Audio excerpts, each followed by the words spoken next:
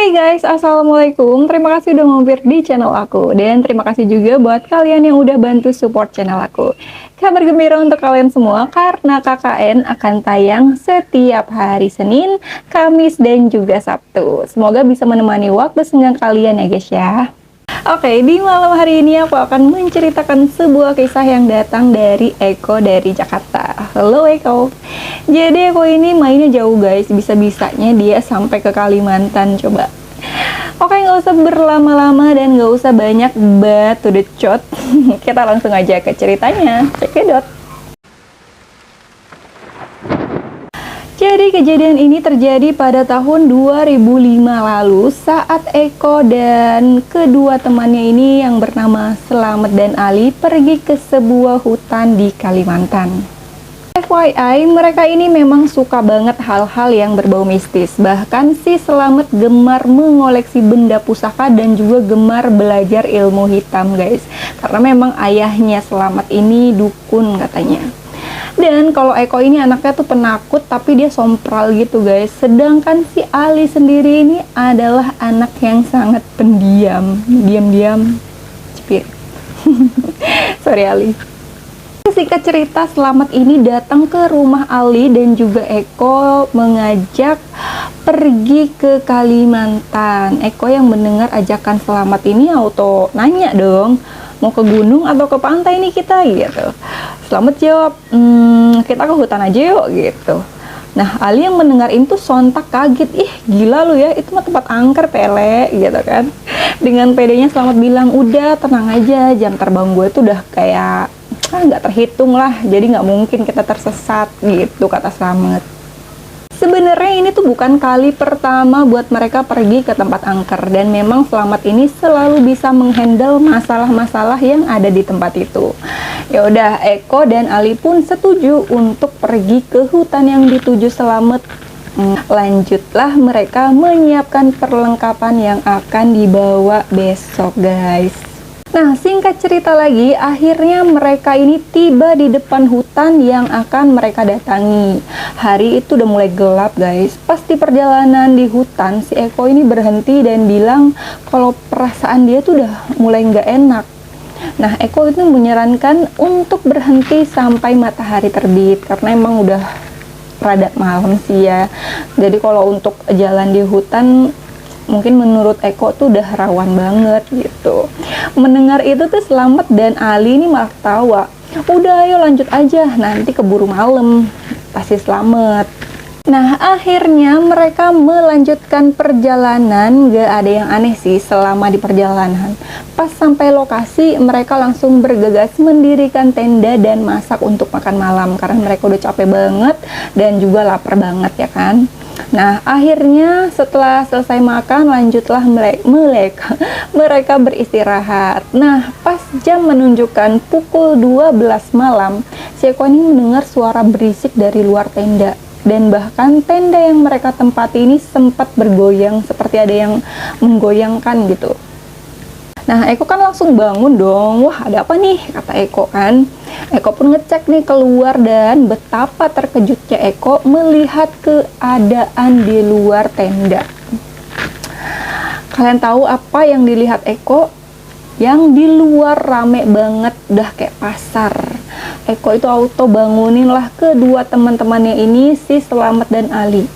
Weh bangun weh, di luar rame banget tahu gitu kan. Apa sih ganggu orang tidur aja?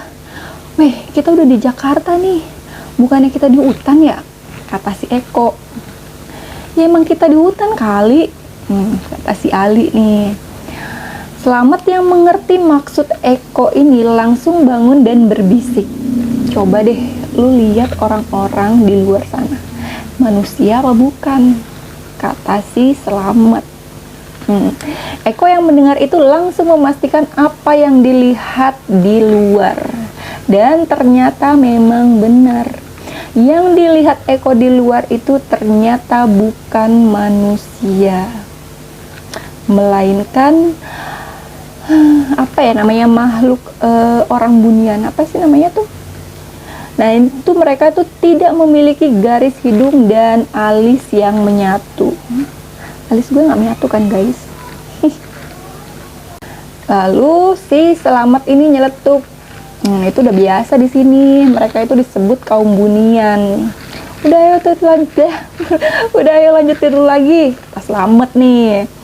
Udahlah nih, Ali sama Eko ini lanjut tidur.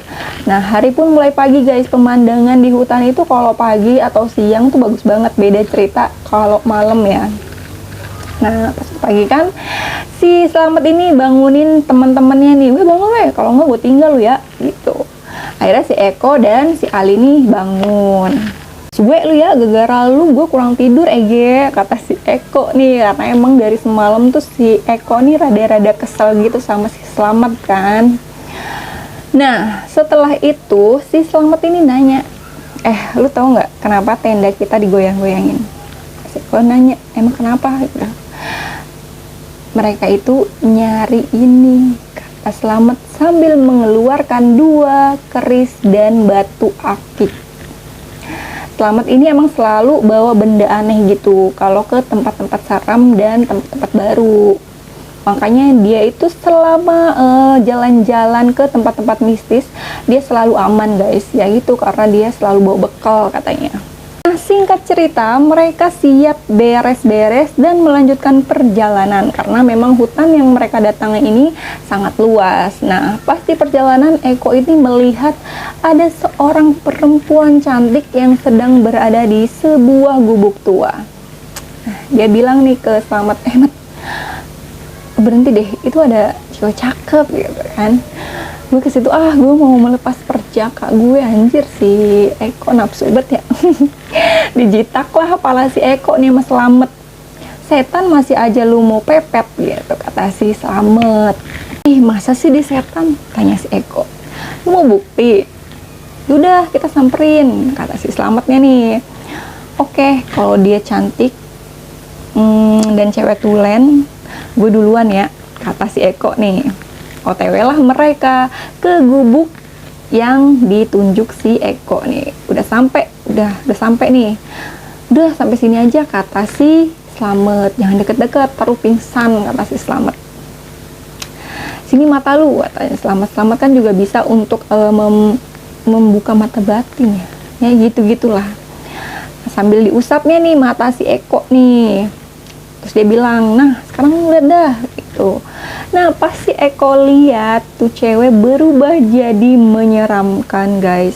Tubuhnya penuh darah. Kalian tahu, serem banget. Senyumnya pun menyeringai sampai ke kuping, macam sampai sini. Ih, itu banget ya. Merinding anjir. Terus matanya copot satu, kakinya pincang. Melihat itu Eko auto deg-deg. Udah lalu Eko main aja lama. Terus akhirnya mereka ini melanjutkan perjalanannya, dan pas mulai sore dan matahari juga mulai terbenam, Ali dan kawan-kawan dan Eko juga ya, Selamat gitu, memutuskan untuk stop dan membuat tenda untuk istirahat. Nah, pas udah kelar bikin tenda nih, mereka akhirnya istirahat dan Selamat pun mulai membuka percakapan. Lu tau nggak hilangnya pesawat TNI AU tahun 1970-an itu? Iya, gue tahu. BTW tuh pesawat di mana ya sekarang? Tanya si Eko nih. Ya di sinilah tempat kita berdiri, kata si Selamat. Terus si Ali nanya, sebenarnya lu punya tujuan apa sih kesini? Wah, jangan-jangan lu mau nyari benda pusaka kan? Dan Selamat ngangguk. Ternyata bener, dia ke situ hanya untuk mencari benda pusaka. Tuh kan, apa kata gua, nih bocah emang rada tolil. Kata si Eko ya kan. Awas ya kalau sampai gua kenapa-napa, gua gendayangin lu gitu. Udah ya tidur, nanti malam kita berpetualang yang sebenarnya nih, kata Selamat. Udahlah, bocah berdua itu pasrah aja. Ali sama si Eko nih udah kepalang tanggung juga kan, balik pun takut. Nah, lagi-lagi Selamat ini melanjutkan ide gilanya. Dia duduk bersila dan memejamkan mata. Macam nih. Nah, Eko dan Ali yang melihat itu diabaikannya sama mereka gitu kan. Tiba-tiba Selamat nih bilang, "Oh, di situ kamu rupanya." Setelah itu Selamat nih membuka mata dan bergegas keluar tenda dan bilang, "Ayo kita lanjutin dah petualangan kita," kata si Selamat. Si Eko dan Ali pun ikut keluar lah, dan betapa terkejutnya mereka melihat kaum bunian yang sedang melakukan aktivitasnya seperti manusia di kota. Kebayang sih kalau gue di situ. Yuh. Dan itu bukan lagi seperti di hutan, melainkan seperti di pusat perkotaan. Ali dan Eko yang melihat itu bingung sekaligus takut karena mereka melihat banyak sekali setan-setan, pocong, kuntilanak, bahkan kuyang. Nah, si Ali yang tadinya pendiam akhirnya bilang, "Ini beneran weh, kita nggak balik aja nih," gitu. Lagi-lagi Selamat meyakinkan, "Udah tenang aja, kita nggak akan diganggu, kan gue bawa bekal," kata si Selamat. Nah, si Ali bilang lagi nih, "Ya, gue bukan takut diganggunya, tapi gue takut liatnya toil." Ini kan Selamat rada-rada toil ya. "Udah, kalau lu takut, lu diem aja di tenda," nih kata si Selamat. Mendengar itu tentu saja si Ali ini nggak enak ya kan. Mending dia ikut si Selamat ini buat nyari ide gilanya itu daripada dia harus tinggal sendirian di tenda.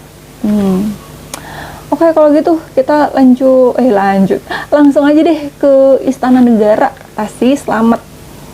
Terus si Eko bingung kan, emang setan punya Istana Negara? Makanya ayo kalau mau lihat, dikata si Selamat. Lanjutlah, mereka itu menuju ke istana yang dimaksud Selamat. Nah, si Ali nanya nih, "Emang kalau dapat benda pusaka itu fungsinya apa sih?" gitu kata si Ali. Mungkin si Ali penasaran juga ya kan. Terus si Selamat bilang, "Banyak banget kegunaannya, bisa buat menangkal serangan santet, bahkan bisa membuat pemiliknya ini disegani semua orang," kata Selamat. Emang bentuknya gimana dah? Mahkota gitu, kata si Selamat. "Jadi lu mau ngambil mahkota dari raja negeri gaib ini?" Nanya lah si Eko.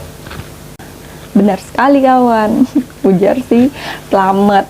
Singkat cerita, sampailah mereka ke tempat yang dituju. "Nah, udah sampai nih. Lihat deh ke depan," kata si Selamat nih. Ali dan Eko nih kaget karena mereka melihat istana yang megah. Ditambah dengan para prajurit tanpa kepala. Lalu muncullah raja gaib yang dimaksud dengan badan yang besar serta tinggi menjulang, tangan yang kekar dan dilapisi baja serta mahkota di kepalanya. Tiba-tiba sang raja ini berkata, "Untuk apa kalian ke istanaku?" gitu, dengan suara yang menggelegar gitu kan. Si Eko ini udah gemeteran, langsung aja dia jawab ya kan, "Ini temanku yang tolil ini mau mengambil mahkotamu raja," gitu. Ini kayak sinetron ya. Terus si raja ini berkata, "Ambillah jika kalian bisa dan kalian harus siap dengan konsekuensinya," ujar raja. "Oke," kata Selamat. Sombong banget Selamat. Setelah itu mulut Selamat ini komat kamit, lalu muncul sesosok tubuh besar, gigi bertaring panjang dan lidah yang menjulur sampai perut. Tangan dan kakinya penuh dengan duri, guys. Ternyata itu adalah kodam si Selamat. Akhirnya terjadilah pertarungan antara raja dan kodamnya si Selamat ini. Akhirnya Selamat ini mendapatkan mahkota yang dia inginkan, namun tiba-tiba menjadi gelap gulita. Selamat ini menghilang bersama istana tersebut. Eko dan Ali yang melihat kejadian itu lantas berteriak memanggil Selamat. Tapi tiba-tiba muncul cahaya putih yang membuat Eko pingsan. Nah, singkat cerita, Eko ini udah berada di salah satu rumah warga yang mereka menemukan Eko pingsan di tengah hutan. Setelah sadar, Eko ini bertanya di mana kedua teman-temannya. Menurut keterangan warga, mereka hanya melihat Eko sendirian di tengah hutan, guys. Akhirnya Eko ini memutuskan untuk pulang ke Jakarta. Sampai di Jakarta, Eko ini nggak langsung pulang ke rumahnya, melainkan ke rumah Slamet dengan tujuan untuk mengabarkan keluarga Slamet bahwa Slamet ini hilang di hutan. Sesampainya Eko di rumah Slamet nih, yang epicnya nih, Eko ini terkejut, ternyata yang membuka pintu tersebut adalah Slamet. Terkejut lah si Eko nih, lihat temennya si Slamet ini ada di rumah. Lah, kok lu di rumah? Bukannya lu hilang di hutan, kata Eko. Slamet bilang, kan udah gue bilang kalau jam terbang gue tuh tidak terhitung. Nah, dengan sombongnya nih Slamet bilang begitu. Eko nih yang masih kurang paham sama yang diucap Slamet. Eko minta Slamet untuk menjelaskan semuanya secara detail, guys. Jadi guys, ceritanya tuh kayak gini. Jadi selama si raja dan kodamnya si Slamet itu bertarung, ya memang ya yang menang adalah raja. Jadi Slamet ini dibawa oleh raja ke dalam istana dan jiwa raganya si Slamet ini dikunci di sana gitu kan. Beruntungnya si ayah Slamet ini sigap untuk menolong si Slamet.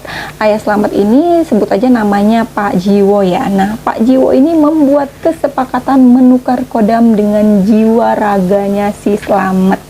Jadi kodamnya si Slamet ini yang berada di sana sebagai gantinya, guys.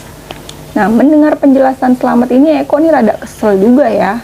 Terus kenapa dia si Slamet ini ninggalin si Eko sendirian gitu. Nah, kata si Eko nih, udah nyari elu tapi lu nggak ada, kata si Slamet. Ya, Slamet itu ternyata nyari Eko, tapi Eko tidak kunjung ditemukan, guys. Karena itu akhirnya Slamet memutuskan untuk balik ke Jakarta sendirian. Slamet nyuruh nih, si Eko udah balik sono lu, dicariin sama emak lu, seminggu lu kagak balik, kata si Slamet. Nah, si Eko bingung dong, seminggu? Perasaan baru kemarin deh kita ke hutan, katanya gitu. Ya emang selama di hutan si Eko ini dibikin kayak disesatkan gitu. Jadi dia ngerasanya tuh waktu itu sebentar, padahal dia udah di sana tuh selama kurang lebih 1 mingguan gitu. Nah, buat kalian yang nanya, Ali kemana? Nah, Ali sampai saat ini belum ditemukan, guys.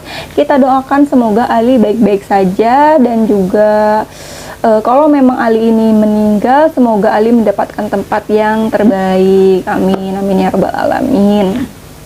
Oke, itu dia kisah perjalanan Eko dan kawan-kawannya. Semoga bisa diambil sisi baik dari ceritanya Eko ini ya, guys ya. Buat kalian yang punya cerita horor mistis lainnya, kalian bisa kirim ke email aku yang ada di kolom deskripsi. Jangan lupa juga untuk mencantumkan nomor WA kalian atau IG kalian supaya kita gampang untuk menghubungi kalian. Oke, sekian dulu cerita kita kali ini. Jangan lupa like, komen jika perlu ada yang diperbaiki, dan jangan lupa juga untuk subscribe channel ini dan nyalakan loncengnya supaya kalian bisa tahu kalau aku upload video terbaru. See you next time, guys. Bye bye.